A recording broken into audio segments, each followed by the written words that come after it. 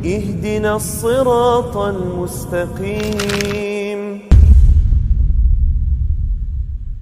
Assalamualaikum warahmatullahi wabarakatuh.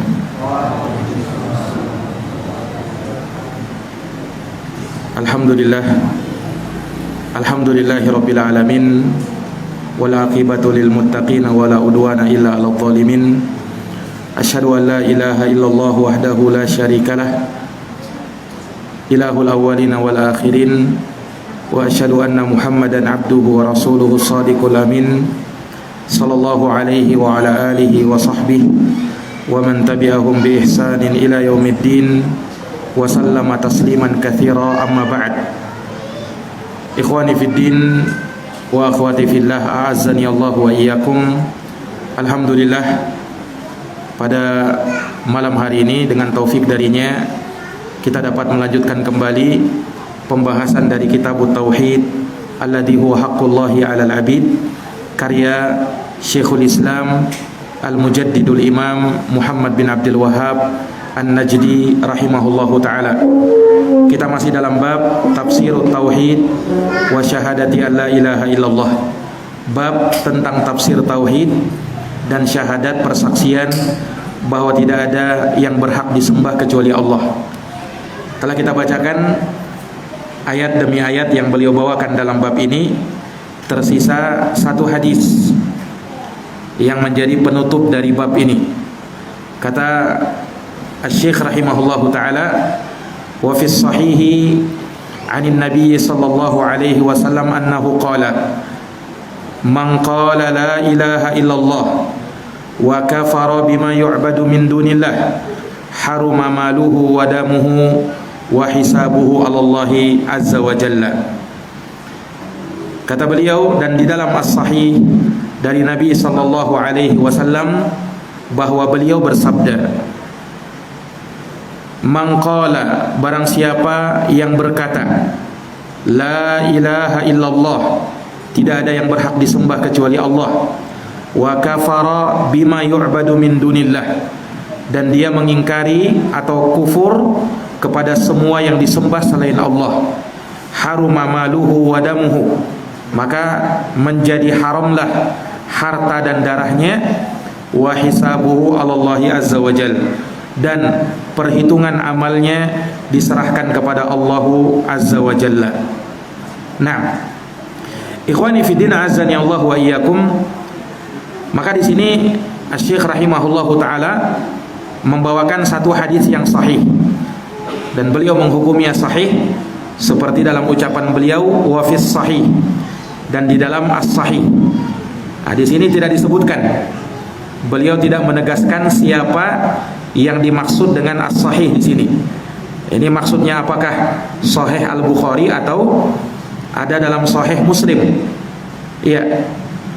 Atau yang beliau maksudkan adalah hadisnya sahih tanpa melihat kepada apakah dia Sahih Bukhari atau Sahih Muslim atau Sahihain, berada di dalam kitab Sahih Bukhari atau Sahih Muslim. Iya. Dan beliau tidak punya istilah tersendiri dalam hal ini, sehingga ketika kita ingin mengetahui bahwa hadis ini sahih diriwayatkan oleh siapa, maka kita perlu melihat hadisnya riwayat siapa. Hadisnya riwayat siapa. Dan setelah kita periksa, maka hadis ini berada di dalam Sahih Muslim. Berarti hadisnya sahih riwayat Al-Imam Muslim.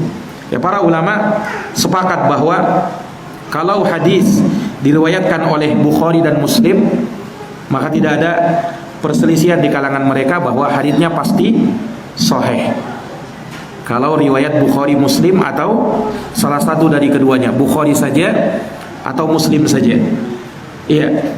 Namun ulama berbeda pendapat kalau hadisnya diriwayatkan selain dari Bukhari dan Muslim. Misalnya hadisnya riwayat Abu Daud atau riwayat At-Tirmidzi atau riwayat An-Nasa'i atau riwayat Ibnu Majah, riwayat Ahmad, At-Tabrani, Al-Imam Abu Bazzar, Al-Imam Al-Bazzar, dan selainnya dari para periwayat, Ad-Darimi, Al-Imam Malik, Al-Imam Syafi'i. Kalau diriwayatkan oleh selain Bukhari dan Muslim, maka perlu diperiksa kesahihannya, apakah dia sahih atau tidak. Nah, tentunya itu kita perlu mengetahui ilmu hadis. Namun sekarang ini walhamdulillah kita punya dua imam ahli hadis yang kalau keduanya mensahihkan, maka kita bisa jadikan pegangan. Jangankan keduanya, salah satunya saja mensahihkan, maka kita bisa jadikan sebagai pegangan bahwa hadisnya sahih insyaallah. Yang pertama adalah Al-Imam Syekh Nasiruddin Al-Albani rahimahullahu taala. Ia ahli hadis dari negeri Oman. Iya. Ini Syekh Al-Albani. Dan yang kedua, ahli hadis dari negeri Yaman, yaitu Syekh Muqbil bin Hadi Al-Wadi'i rahimahullahu taala. Nah, kalau kita lihat hadisnya sahahahu Al-Albani misalnya, disahihkan oleh Al-Albani, maka hadisnya insyaallah sahih karena beliau adalah ahli hadis di zaman ini. Atau kita dikatakan dalam hadis itu sahahahu Al-Wadi'i, sahahahu Muqbil Al-Wadi'i, hadisnya disahihkan oleh Syekh Muqbil bin Hadi Al-Wadi'i, maka kita pun bisa jadikan pegangan karena beliau juga adalah ahli hadis di abad ini, Syekh Muqbil bin Hadi Al-Wadi'i. Nah, ini para hadirin yang dirahmati dan dimuliakan oleh Allah. Walaupun ada tentunya para imam sebelum beliau seperti Imam Adz-Dzahabi, Naam, Al-Hafidz Ibnu Hajar, yang kedua-duanya tentunya adalah imam dalam hadis. Nah, ikhwani fiddin azani Allah wa iyyakum. Maka hadis ini sahih riwayat Al-Imam Muslim dan tidak diragukan akan kesahihannya. Para ulama berbeda pendapat mana yang lebih kuat, sahih Bukhari atau sahih Muslim. Sebagian ada yang menguatkan sahih Bukhari dan sebagian lain menguatkan sahih Muslim. Tapi yang benar bahwa sahih Bukhari lebih kuat daripada sahih Muslim. Kedua-duanya sahih, tetapi riwayat Bukhari lebih sahih karena beliau punya syarat yang lebih ketat daripada syarat yang ditetapkan oleh Al-Imam Muslim. Dan perlu ditahu bahwa Imam Muslim muridnya Imam Al-Bukhari. Jadi Imam Bukhari gurunya Imam Muslim. Imam Bukhari itu gurunya Imam Muslim. Kalau ulama menyebutkan istilah hadis muttafaqun alaih, hadisnya muttafaq alaih, maksudnya apa? Diriwayatkan oleh Bukhari dan Muslim. Itu istilah para ulama, muttafaqun alaih. Kecuali Imam Abul Barakat Ibnu Taimiyah kalau menyebutkan muttafaqun alaih, maka maksud beliau adalah hadisnya sahih riwayat Bukhari, Muslim dan Ahmad. Beliau tambahkan lagi satu, Imam Ahmad. Nah, ada istilah lain, rawahu ashabus sunan, hadisnya diriwayatkan oleh ashabus sunan. Maksudnya hadisnya diriwayatkan oleh ashabus sunan al-arba'ah, yang meriwayatkan yaitu yang punya kitab sunan yang 4, Sunan Abu Dawud, Sunan Tirmizi, Sunan An-Nasai dan Sunan Ibn Majah. Walaupun Imam Tirmizi kadang disebut Sunan At-Tirmidzi, kadang juga disebut Jami' At-Tirmidzi. Nah, ikhwani fiddin azani Allah wa iyyakum. Maka hadis ini sahih riwayat Imam Muslim dari Nabi sallallahu alaihi wasallam. Beliau bersabda, "Man qala la ilaha illallah." Barang siapa yang berucap la ilaha illallah, wa kafara bima yu'badu min dunillah, dan dia kufur kepada semua selain Allah. Dalam suatu riwayat hadis ini dengan konteks man wahhadallaha, barang siapa yang mentauhidkan Allah, bukan dengan man qala la ilaha illallah. Nah, ini menunjukkan kepada kita, kata para ulama, bahwa la ilaha illallah itulah tauhid, dan tauhid itulah la ilaha illallah. Sehingga kita kenal biasa bahwa la ilaha illallah adalah kalimat tauhid. Karena di dalam la ilaha illallah terkandung tauhid. Iya, dan tauhid itu ada di dalam kalimat la ilaha illallah. Ikhwani fiddin, a'azani Allah wa iyyakum. Ya, barang siapa yang berkata la ilaha illallah, di sini tidak disebut Muhammadar Rasulullah. Ya, kita tahu bahwa yang namanya rukun Islam yang pertama bukan syahadat la ilaha illallah saja, tetapi syahadat la ilaha illallah Muhammad Rasulullah. Dalam hadis tidak disebutkan itu. Kenapa tidak disebutkan? Kata para ulama, tidak disebutkan syahadat Muhammad Rasulullah karena sudah terwakili dengan syahadat la ilaha illallah. Tidak disebut syahadat Muhammad Rasulullah, kenapa? Karena sudah terwakili dengan syahadat Muhammad Rasulullah. Iya, karena tidak mungkin seseorang yang bersaksi la ilaha illallah kemudian dia ingkar kepada Muhammad Rasulullah. Tidak mungkin. Seorang yang berla ilaha illallah konsekuensinya, keharusannya, maka dia harus menetapkan Muhammad Rasulullah. Nah, ini ikhwani fiddin azani Allahu wa iyyakum. Makanya kalau kita baca keterangan misalnya dalam hadis juga, man kana akhiru kalamihi la ilaha illallah dakhalal jannah. Barang siapa yang akhir ucapannya kalimat la ilaha illallah, maka dia masuk surga. Kenapa tidak disebut la ilaha illallah Muhammad Rasulullah? Dan orang kalau mentalkin orang mau meninggal, yang kuat dari pendapat para ulama, cukup dia talkin dengan la ilaha illallah saja. Tidak perlu la ilaha illallah Muhammad Rasulullah, tidak perlu. Kenapa? Karena pertama, la ilaha illallah sudah terwakili darinya ucapan Muhammad Rasulullah. Itu yang pertama. Kedua, ini orang mau meninggal, tentunya sulit bagi dia untuk mengucapkan kalimat yang banyak. Makanya diringkas saja dengan la ilaha illallah. Tidak perlu juga ucapkan asyhadu, asyhadu. Tidak. La ilaha illallah saja. Itu mentalkin seseorang. Nah, ini juga perlu dipahami bahwa kadang orang keliru dalam mentalkin. Ada orang meninggal, kata disunahkan mentalkin orang, ya kan? Disunahkan kita talkin. Yani kita bisikkan di telinganya agar dia mengucap la ilaha illallah. Nah, kekeliruan yang terjadi terkadang setelah kita talkin orang itu sudah mengucap la ilaha illallah, maka sudah berhenti, jangan ditalkin lagi. Jangan ditalkin terus. Kalau ditalkin terus sementara orangnya sudah mengucap la ilaha illallah, ya, ini tidak benar dalam mentalkin. Kata para ulama, kalau dia sudah mengucap la ilaha illallah, berhenti talkin. Berhenti talkin. Nanti kalau misalnya dia mengucapkan kalimat lain, ya, maka talkin lagi. Karena yang kita inginkan bahwa, ya, akhir dari ucapannya adalah la ilaha illallah. Itu yang kita inginkan. Nah, kalau misalnya setelah dia mengucap la ilaha illallah, dia ngigau lagi atau mengucapkan kalimat yang lain lagi, talkin lagi. Tapi kalau sudah dia ucap la ilaha illallah, dijaga dia ngucapin yang lain atau tidak. Makanya orang yang berada dalam sakarat itu perlu dijagain, perlu dijaga. Artinya apa? Jangan sampai ditinggalkan. Nah, kita tidak tahu dia nanti ajalnya atau nyawanya sudah dicabut oleh malakul maut, ya kan?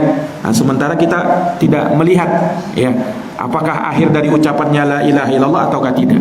Makanya orang yang meninggal itu kita temanin, kemudian kita jaga, ya, akhir ucapannya apa, ya, supaya kita inginkan darinya husnul khatimah, penutupan yang baik. Jadi kalau sudah dia mengucap la ilaha illallah, tahan. Lihat lagi apakah dia mengucap kalimat yang lain atau tidak. Nah, kalau tidak mengucapin yang lain, sudah.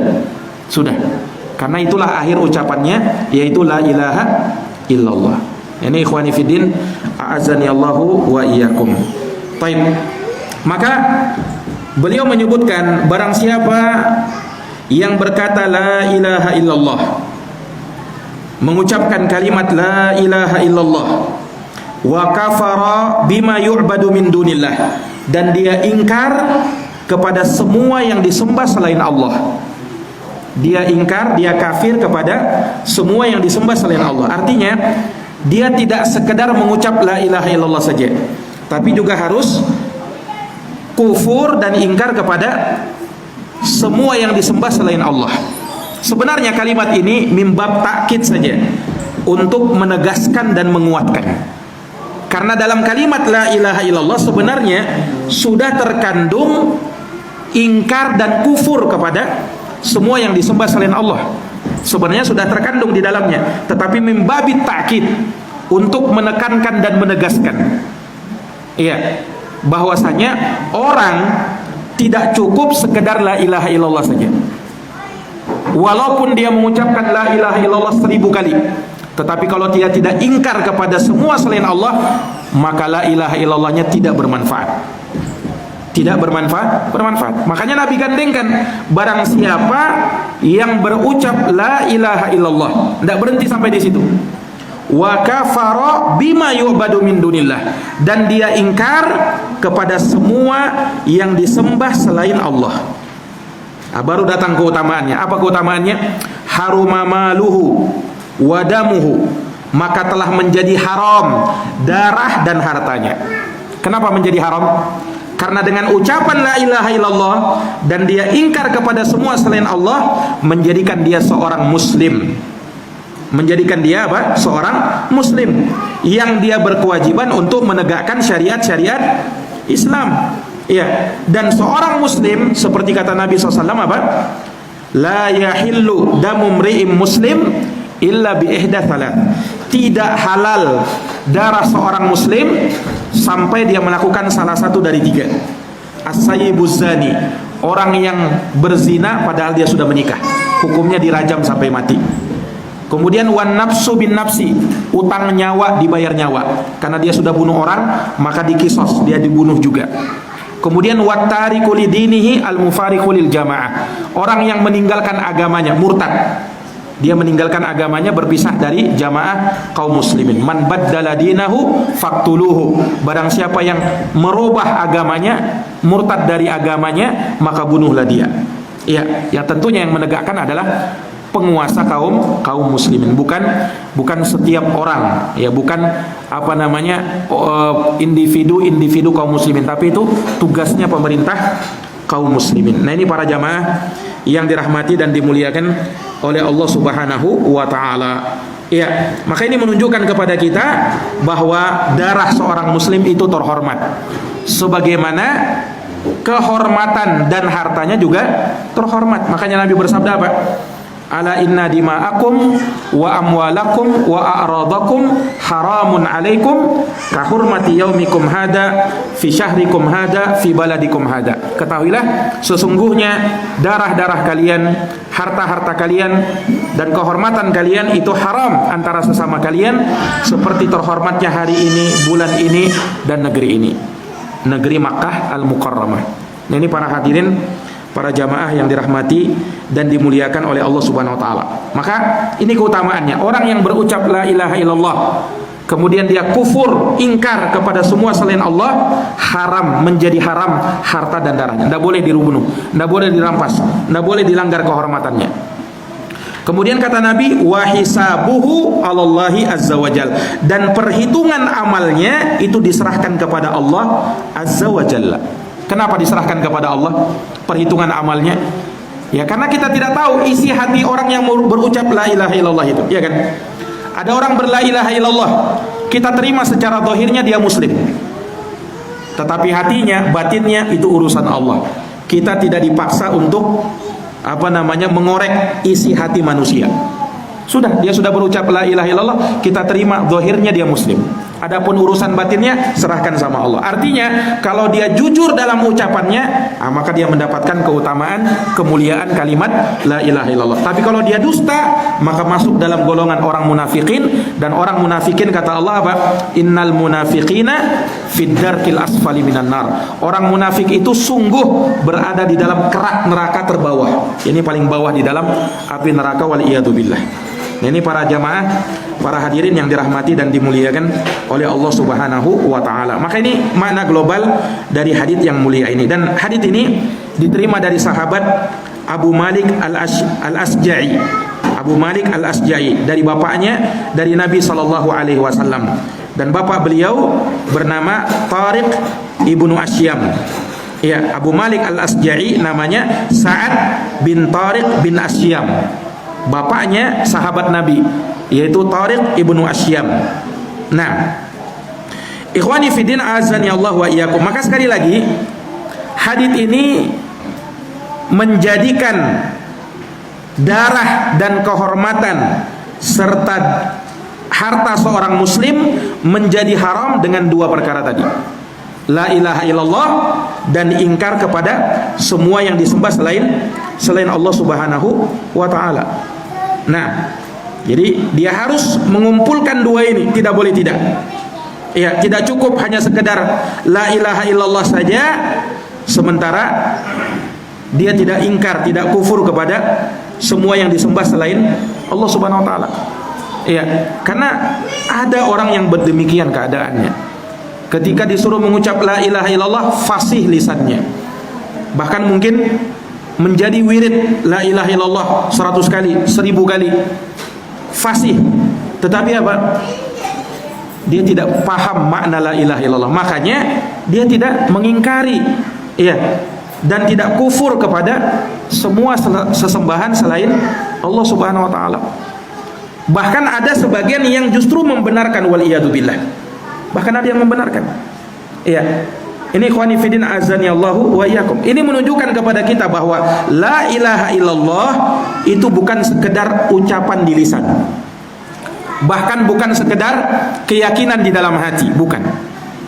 Tetapi la ilaha illallah harus ada pengingkaran juga. Tidak cukup kita sekedar beribadah kepada Allah saja, tidak cukup. Tetapi apa? Kita juga harus ingkar kepada semua yang disembah selain Allah. Kalau ada orang berkata begini, seakan-akan bijak dia, saya, sesembahan saya Allah saja, agama saya Islam saja, tapi saya tidak berani menyalahkan orang-orang yang menyembah selain Allah. Benar seperti ini? Nah, ini yang tadi kita sebutkan. Dia berla ilaha illallah tapi tidak kufur, tidak ingkar kepada semua selain Allah. Kalau betul la ilaha illallahmu, maka harus apa? Kufur kepada selain Allah, harus disalahkan. Tidak mungkin kita ya mungkin jangan sampai mereka benar juga. Nah, jangan sampai agama selain Islam itu benar juga, jangan sampai begitu. Ini tidak ada dalam kamus Islam seperti itu. Nah, harus yakin dengan seyakin-yakinnya bahwasanya Islamlah yang hak, satu-satunya yang diterima di sisi Allah Subhanahu wa taala, dan selain itu Allah tidak terima. Sesembahan selain Allah pasti batil. Itu harus yakin. Tidak yakin, ini pembatal keislaman, nauzubillah. Tidak yakin seperti itu pembatal keislaman. Makanya termasuk pembatal keislaman kalau kita meragukan, saya tidak berani mengkafirkan itu Yahudi, Nasara, Majusi atau paganisme. Saya tidak berani mengkafirkan. Jangan sampai mereka itu benar juga. Nah, ini tidak benar keislaman seperti ini. Bahkan itu justru pembatal keislaman. Ragu terhadap apa? Ragu terhadap sesembahan selain Allah. Jangan-jangan betul. Nauzubillahi min dzalik. Nah, ini para hadirin yang dirahmati dan dimuliakan oleh Allah Subhanahu wa taala. Iya, maka sekali lagi kita harus ingkar, kita harus kufur kepada semua yang disembah selain Allah Subhanahu wa taala. Ini syarat. Makanya kalau kita masih ingat ya, pembahasan tentang 7 atau 8 syarat la ilaha illallah. Yang terakhir apa yang 8? Disebutkan kan syurut la ilaha illallah. Ikhlasun, ikhlasun, keikhlasan, kejujuran, ya. Kemudian mahabbah, cinta kepada kalimat la ilaha illallah itu, ya. Kemudian jujur di dalam mengucapkannya. Nah, dan yang terakhir yang ke-8 ya adalah kufur kepada semua sesembahan selain Allah Subhanahu wa taala. Kufur ya kepada semua yang disembah selain Allah Subhanahu wa taala. Itu syarat dari kalimat la ilaha illallah. Nah, ini para hadirin yang dirahmati dan dimuliakan oleh Allah Subhanahu wa taala. Iya. Kemudian di dalam hadis ini juga terdapat faidah bahwasanya orang kafir dan orang musyrik ya, mereka dituntut darinya satu dari 2 hal. Yang pertama Islam, atau yang kedua diperangi. Islam atau diperangi. Ini dari kalangan ahlul kitab. Dari kalangan apa? Ahlul kitab. Maka diterima dari mereka apa? Ya. Satu dari apa itu dari kalangan orang-orang kafir secara umum. Tapi kalau dari kalangan ahlul kitab, maka dia dituntut dari satu dari 3 hal. Islam, kalau tidak mau, maka dia apa? Membayar jizyah, upeti, pajak atau diperangi. Nah itu ikhwani fiddin azani Allah wa yakum. Tapi sekali lagi ini ketentuan yang disebutkan oleh para ulama itu terkait dengan apa yang terjadi di masa Rasulullah Sallallahu Alaihi Wasallam. Ya. Nah setelah adanya perjanjian, kemudian ada pembahasan di sana kufur kafir dhimmi, ya. Kemudian kita pun terkait dengan kafir muahad, lalu kita pun terikat dengan pemerintah dan pemimpin kaum muslimin, maka inilah yang tidak dipahami oleh kaum teroris. Nah, ini yang tidak dipahami oleh kaum teroris. Akhirnya dia membunuh orang-orang kafir. Dia lihat ada orang kafir di dunia ini, dia anggap halal semua darahnya, boleh diambil hartanya. Nauzubillah. Itu teroris. Anda tidak paham. Pahamnya sampai di situ saja tadi. Orang kafir katanya dituntut dari itu. Kalau tidak Islam, perang. Islam, perang. Tidak masuk Islam, perang bersurat. Nah, itu yang dia paham itu saja. Dia tidak mengikat lagi dengan dalil-dalil yang lain. Padahal kita ada dalil terkait dengan kafir. Orang kafir itu ada 4, kata para ulama. Ada kafir harbi, nah ini kafir yang diperangi nih. Kafir yang diperangi nih. Atau kafir yang memerangi kaum muslimin, maka kita membela diri. Kafir harbi. Ada kafir musta'man atau kafir musta'min. Ya. Ini orang kafir yang datang ke negeri kita, turis-turis yang datang itu, dia mendapatkan suaka keamanan dari pemerintah kita. Tidak boleh diperangi. Ada kafir mu'ahad. Kafir mu'ahad itu kafir yang antara kita dengan mereka ada perjanjian untuk tidak berperang dalam kurun waktu yang telah disepakati. Dan ada kafir dhimmi namanya. Itu kafir yang tinggal di negeri kaum muslimin, ya, bersama kaum muslimin, dilindungi oleh negara. Atau dia membayar upeti atau pajak pada setiap tahunnya. Ini para jamaah ini tidak boleh diperangi. Yang boleh diperangi itu cuman kafir harbi. Nah, para teroris itu mereka paham cuman kafir itu cuman harbi aja. Tidak paham dia kafir dhimmi, mu'ahad, musta'min, dia tidak paham itu. Sehingga jadi teroris. Nauzubillahi min dzalik. Ini orang tersesat di dalam agamanya. Makanya belajar agama itu jangan setengah-setengah. Nah, kalau tadi setengah-setengah putus sampai di situ, gawat itu, jadi teroris nanti, ya kan? Nah ini ikhwani fiddin, a'azani Allahu wa iyyakum. Baik. Di dalam Islam tidak ada yang namanya main hakim sendiri. Tidak ada itu, main hakim sendiri, ya. Itu bukan tugas kita itu. Nah, kewajiban kita mengingatkan, menasehati, ya. Adapun selebihnya itu urusan penguasa, pemerintah kaum muslimin. Kalau mereka tegakkan alhamdulillah, kalau tidak maka kita tidak ada tanggung jawab untuk hal tersebut. Tugas kita hanyalah menasihati, mendakwahi. Nah, ini para jamaah yang dirahmati dan dimuliakan oleh Allah Subhanahu wa taala. Baik, maka itu yang disebutkan oleh para ulama kaum muslimin rahimahumullahu taala. Nah, terkait dengan wa kafara bima yu'badu min dunillah, kufur kepada semua yang disembah selain Allah. Ya, tentu kita paham sebelumnya tentang la ilaha illallah. La ilaha illallah maknanya apa? Apa makna la ilaha illallah? La ma'buda bihaqqin illallah. Harus paham juga bahasa Arabnya. Apa? La ma'buda terus bihaqqin illallah. Nah, itu la ma'buda bihaqqin illallah. Kenapa bisa seperti itu? Nah, kalau kita bahas bahasa Arabnya bisa juga. La itu di situ la ilaha illallah. La ilaha illallah terdiri dari 4 kata. La ilaha illa Allah. La ilaha illallah. La di situ nafiyatun lil jins, menafikan semua kata yang ada setelahnya. Yang dinafikan apa di sini? Ilaha. Ilaha itu artinya ma'buda.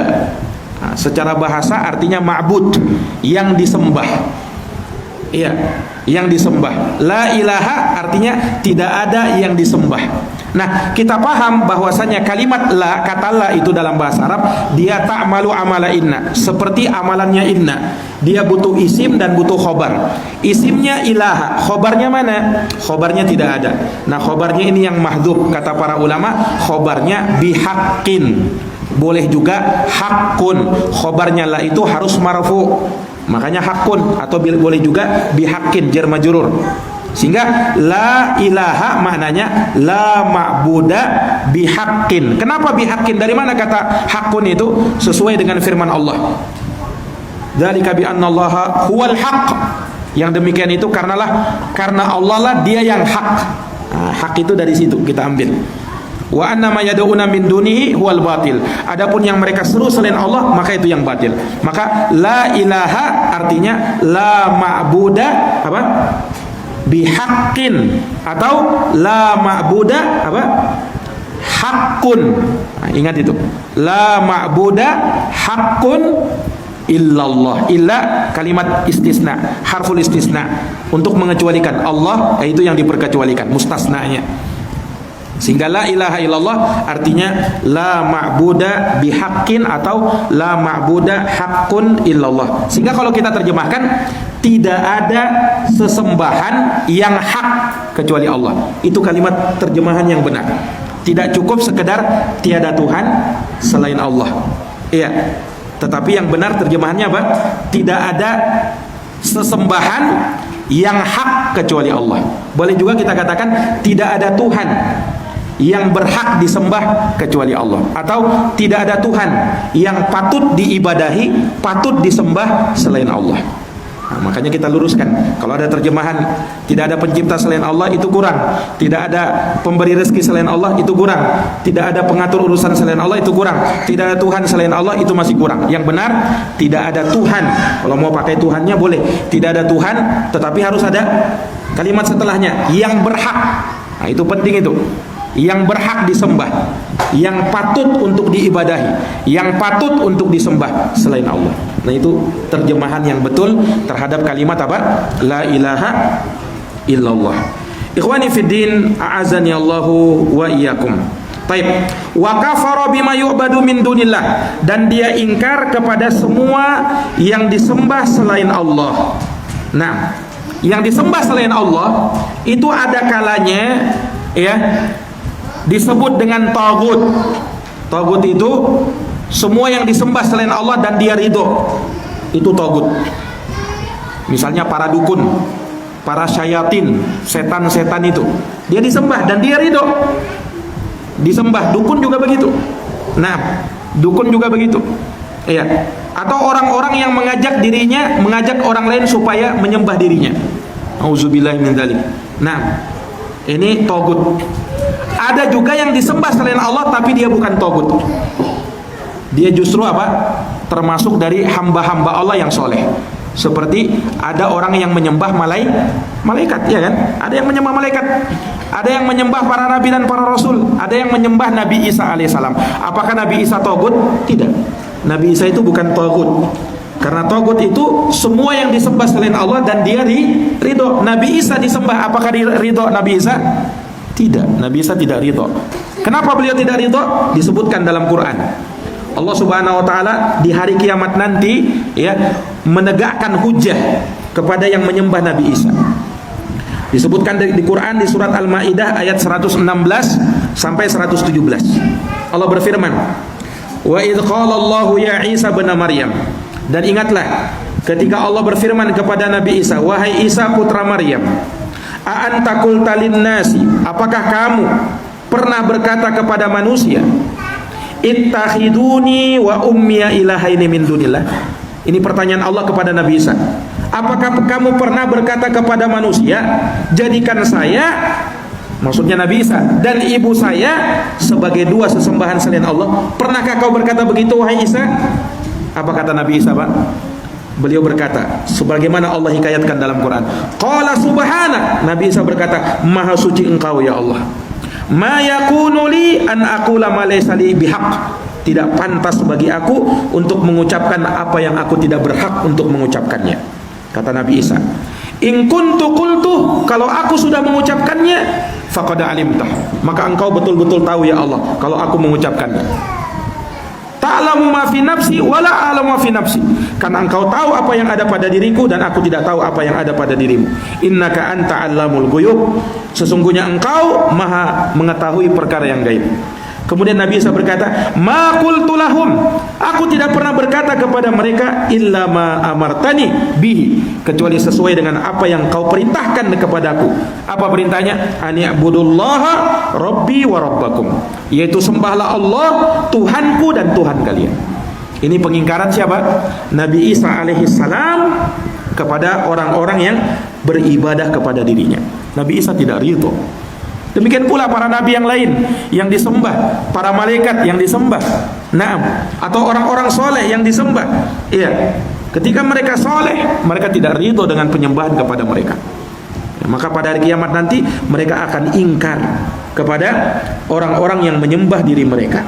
Nah, ini para hadirin yang dirahmati dan dimuliakan oleh Allah. Karena di sana ada orang-orang yang menyembah orang-orang saleh, orang-orang yang tidak soleh dia sembah, dia ibadahi. Nah, ini para jamaah yang dirahmati dan dimuliakan oleh Allah Subhanahu wa taala. Iya. Maka hadits ini ya memberikan pelajaran kepada kita sekali lagi bahwasanya la ilaha illallah itu mesti kita gandengkan dengan kalimat atau dengan ingkar atau kufur kepada semua sesembahan selain Allah Subhanahu wa taala. Ya, dan kekufuran kepada agama di luar daripada Islam. Pengingkaran kepada agama di luar daripada Islam. Islam itu agama yang hak. Islam itu bukan hasil pemikiran manusia. Makanya para ulama mengingkari kalau ada ucapan begini, al-fikrul islami, pemikiran Islam. Itu diingkari ucapan seperti itu. Kenapa? Karena Islam itu bukan hasil pemikiran manusia. Karena kalau dikatakan pemikiran Islam, seakan-akan Islam itu buah hasil pemikiran seseorang. Nah, inilah yang diinginkan oleh orang-orang kafir. Orang kafir kan menuduh bahwa Islam itu kan kata mereka cuman buatannya Muhammad saja katanya. Itu cuman olah-polahnya si Muhammad saja. Menurut orang-orang kafir itu hasil pemikiran dia katanya. Nah, makanya tidak boleh kita mengatakan pemikiran Islam, karena Islam itu bukan hasil pemikiran. Islam itu wahyu dari Allah Subhanahu wa taala. Kalau pemikir Islam, ada pemikir Islam, dia memikirkan, maksudnya apa? Dia yang berijtihad. Nah, itu para ulama. Nah, itu ada yang seperti itu. Tetapi pemikiran Islam itu tidak ada. Jadi jangan sampai seolah-olah Islam itu hasil pemikiran. Jangan. Islam itu wahyu dari Allah Subhanahu wa taala, bukan hasil pemikiran manusia. Iya. Dia wahyu dari Allah Subhanahu wa taala. Allah Subhanahu wa taala yang mensyariatkannya dan Allah Subhanahu wa taala yang menuntunkannya, dan itu yang disampaikan kepada nabi kita Muhammad sallallahu alaihi wasallam. Ini para jamaah yang dirahmati dan dimuliakan oleh Allah. Nah, kalau kita sudah mengucapkan hal tersebut, maka apa yang terjadi? Haruma maluhu wa damuhu wa hisabuhu Allah. Menjadi haramlah darah dan hartanya, dan hisab perhitungan amalnya diserahkan kepada Allah. Ini hadits mirip sebenarnya juga dengan sabda Nabi sallallahu alaihi wasallam, disebutkan oleh Imam An-Nawawi dalam kitabnya Al-Arba'in An-Nawawiyah, di mana Nabi SAW bersabda, umirtu an uqatilan nasa, saya diperintahkan untuk memerangi manusia hatta yashhadu an la ilaha illallah, sampai mereka bersyahadat la ilaha illallah, wa anna Muhammadan Rasulullah, dan bahwa Muhammad utusan Allah. Nah, ini disebut dua-dua, la ilaha illallah, Muhammad Rasulullah. Wa yuqimus shalah, kemudian mereka menegakkan salat. Wa yu'tuz zakah, dan mereka menunaikan zakat. Fa idza fa'alu dzalik asamu minni dima'ahum wa amwalahum illa bihaqqiha. Kalau mereka sudah mengerjakan itu, maka terjagalah dariku harta dan darah mereka, kecuali dengan haknya. Kecuali dengan haknya maksudnya apa? Ya, kecuali kalau dia melakukan pelanggaran. Misalnya dia membunuh orang. Ada hukum kisos dalam agama, boleh ditumpahkan darahnya juga. Kenapa? Dia bunuh orang. Nah, dia juga bunuh orang. Nah, demikian pula kalau dia berzina dan dia sudah menikah. Orang yang berzina, ya, hukumnya itu dilihat. Kalau dia belum nikah itu hukumnya dicambuk. Dicambuk 80 kali, lalu diasingkan selama 1 tahun. Nah, diasingkan maksudnya apa? Dia dilempar kemana begitu? Ya, diasingkan mungkin ke hutan selama 1 tahun. Nah, setelah 1 tahun baru dikembalikan lagi, supaya menimbulkan efek jerak. Itu hukum orang berzina dan dia belum menikah. Tapi kalau dia sudah menikah, ya, walaupun dia menikah tapi bercerai. Nah, misalnya, yang penting dia sudah menikah, sudah pernah merasakan pernikahan. Kalau dia berzina, hukumnya apa? Dirajam sampai mati, dilempar pakai batu kecil-kecil sampai dia mati. Nah, sadis ya Islamnya? Oh tidak, Islam bukan agama yang sadis. Itu pertama, itu hukum Allah Subhanahu wa taala. Kemudian yang kedua, itu untuk menimbulkan efek jerak kepada dia. Kemudian yang ketiga, itu untuk menghapus dosa-dosanya. Ketimbang disiksa di akhirat lebih mengerikan lagi. Nah, maka orang yang dihukum dengan hukum qisas di dunia, dihukum dengan hukum Islam, itu menghapuskan dosa-dosanya, menggugurkan dosa-dosanya. Makanya pernah disebutkan ya, ketika ada seorang yang dirajam di masa Nabi SAW, ada orang melaknat dia. Kata Nabi, jangan kau laknat dia. Sungguh dia diampuni oleh Allah Subhanahu Wa Taala dari hasil tersebut, dari perbuatan itu dia diampuni oleh Allah Subhanahu Wa Taala. Nah, tetapi ya ikhwah, yang seperti ini merajam itu bukan perbuatan kita. Itu kalau ditegakkan hukum Islam. Jangan kau rajam orang ya. Nah, ambil orang berzina kemudian langsung dirajam, itu bukan haknya kita. Itu tugasnya siapa? Sekali lagi tugasnya pemerintah penguasa kalau ditegakkan hukum Islam. Nah, kalau kita di negeri kita tidak ditegakkan hukum Islam.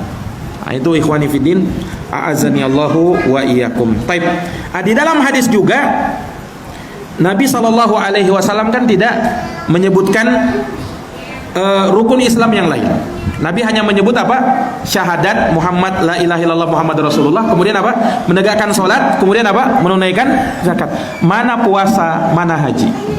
Nah, kira-kira siapa yang bisa jawab? Kenapa Nabi SAW tidak menyebutkan puasa dan haji? Kenapa?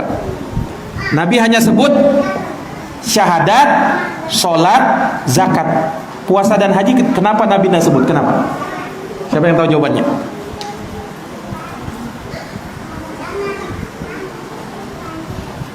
Ada yang tahu? Kenapa Nabi hanya menyebut syahadat, sholat, dan zakat? Puasa sama haji Nabi tidak sebut. Kenapa? Baru tadi sudah kita sebutkan, yang di awal tadi hadis tadi. Nabi kan tidak menyebut Muhammad Rasulullah la ilaha illallah saja, ya kan? Kenapa? Karena sudah mewakili sama. Nabi tidak menyebut puasa dan haji karena sudah terwakili. Itu jawaban pertama. Ada juga yang mengatakan karena ketika itu puasa dan haji belum diwajibkan. Nah, dan ada jawaban-jawaban para ulama yang lainnya. Baik, sudah azan kayaknya? Atau belum? Sudah azan? Belum ya? Azan Isya. Nah, itu azan itu. Azan HP atau azan di luar itu? Azan HP ya? Nah. Kayaknya sudah, itu sesuai ya azannya itu. Sudah ya? Baik, berarti kita cukupkan dulu ya. Nah, insyaallah taala udah kedengaran ya di sini. Bisa kedengaran? Atau yang belum azan? Belum azan ya? Belum azan ya? Baik. Ada pertanyaan dari ikhwah? Ada pertanyaan?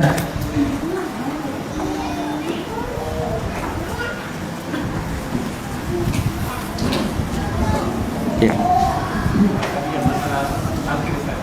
Masalah apa? Talqin. Ayo.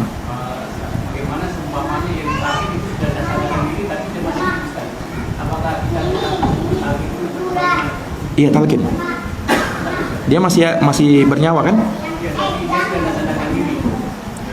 Sudah sadarkan diri. Ya, kita tidak tahu apakah nanti dia bisa, siapa tahu dia mendengar ya kan? Ya kan? Dan bisa jadi ya dengan kekuasaan Allah, setelah dia dengar kalimat la ilaha illallah itu, bisa jadi Allah berikan kekuatan pada dia untuk bisa mengucapkan. Ya, walaupun hanya dengan bibir yang bergetar. Ya, ditalkin saja. Ditalkin. Wallahu a'lam. Ada lagi? Ya. Waalaikumsalam. Tadi Islam secara agama nabinya satu, Muhammad SAW dan satu. Karena kita itu masih banyak yang memahaminya berbeda-beda. Iya. Itu sudah menjadi sunnatullah. Nah, ya, disebutkan di dalam Al-Qur'an. Ya, bahwasanya kana nasu ummatan wahidah. Dahulu manusia itu umat yang satu. Fa ba'atsallahu an-nabiyina mubasysyirina wa mundirin. Maka Allah mengutus para nabi sebagai pemberi kabar gembira dan pemberi peringatan. Iya. Diutus para nabi dan para rasul untuk apa? Untuk menyelesaikan perselisihan di antara manusia. Iya. Untuk menyelesaikan perselisihan di antara manusia. Dan itu memang sudah menjadi sunnatullah. Dan itu dari zaman dahulu kala. Nah, makanya terutusnya para nabi dan para rasul untuk melerai perselisihan-perselisihan itu. Nah, sampai terputus kenabian itu tidak berhenti sampai di situ. Betul, kenabian sudah terputus dengan terutusnya Nabi kita Muhammad SAW, tetapi ada pewarisnya Nabi SAW. Itulah para ulama. Nah, mereka lah yang menyelesaikan perselisihan-perselisihan yang terjadi di antara manusia. Jadi kalau ditanya kenapa seperti itu, sudah menjadi sunnatullah.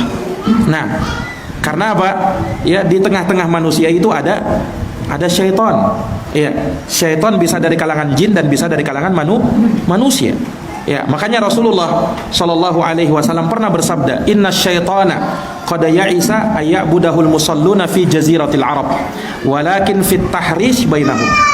Sesungguhnya setan itu, kata Nabi, sudah putus asa membuat orang-orang ya di jazirah Arab itu untuk menyembah dirinya.